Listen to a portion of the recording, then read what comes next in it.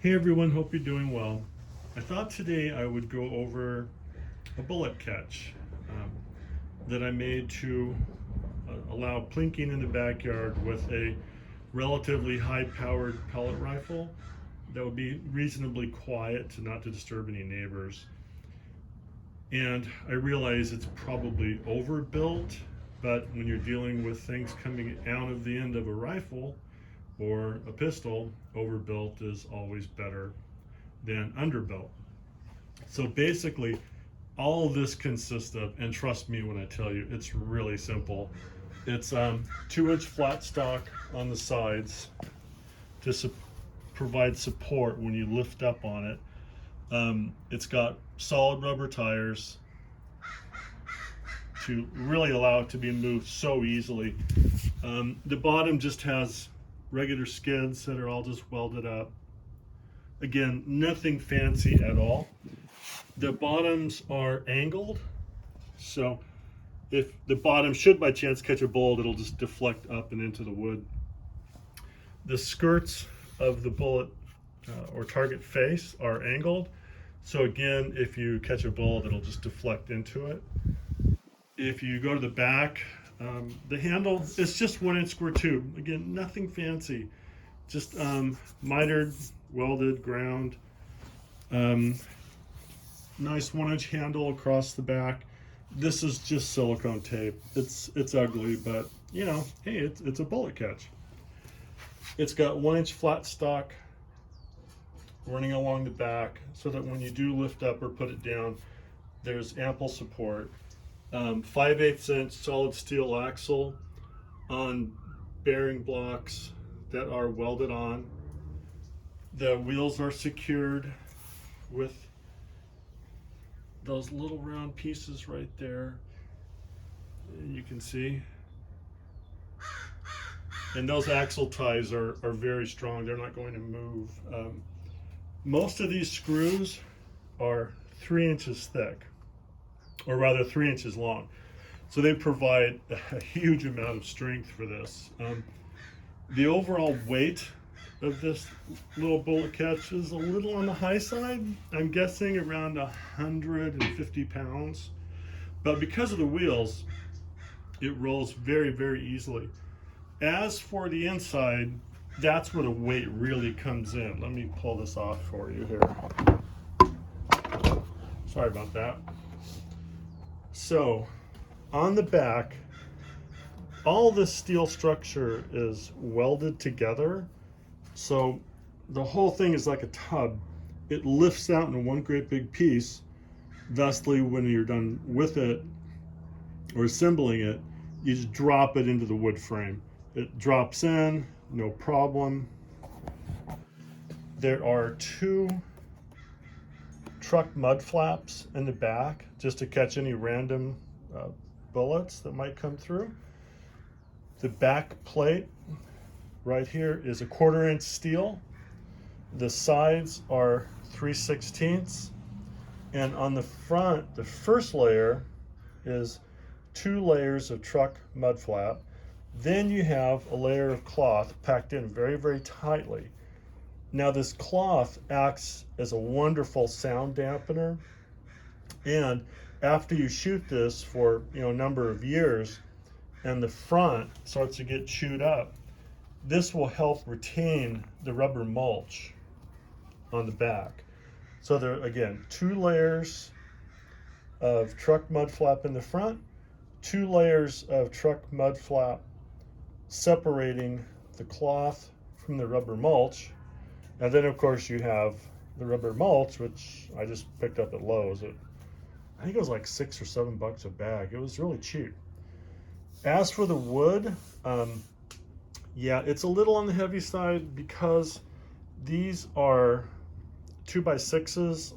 I cut them down to fit. And then on the back are 4x4s. So this is all 4x4 construction lumber. You just can't see it because there's a veneer of redwood around it right here. If you look real close, you can see a little bit of the redwood veneer just to make it look a tiny bit better.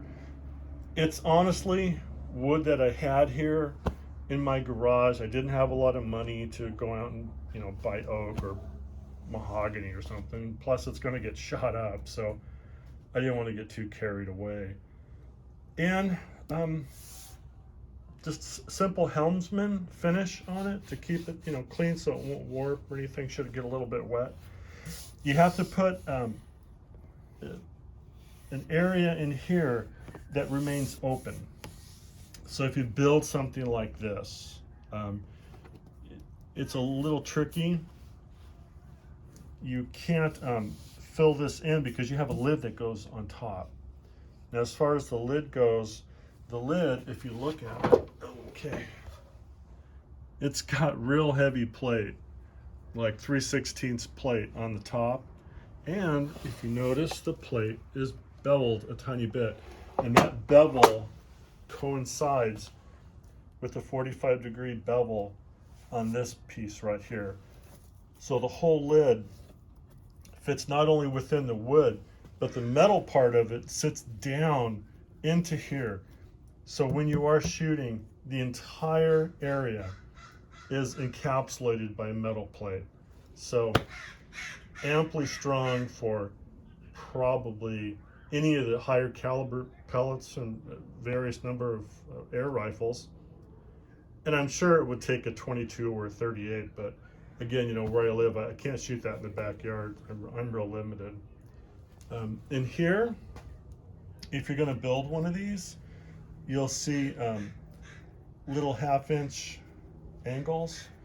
And these angles just allow for the mud flaps to be removed and slid back down when you do decide to rebuild it. And you've got the same thing in the front. This target is a little large for the face of this.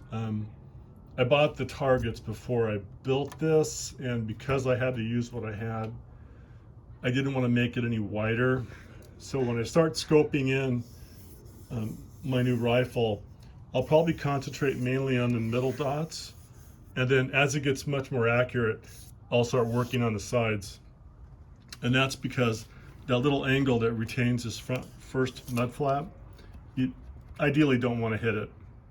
But again, if you do, with like a pellet or something, it's just going to flatten out. Shouldn't hurt a thing.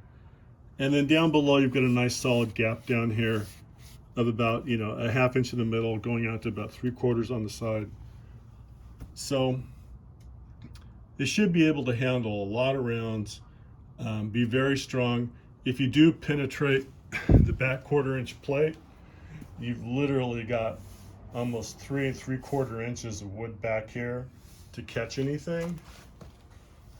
So again, it would take a lot to probably blow through this.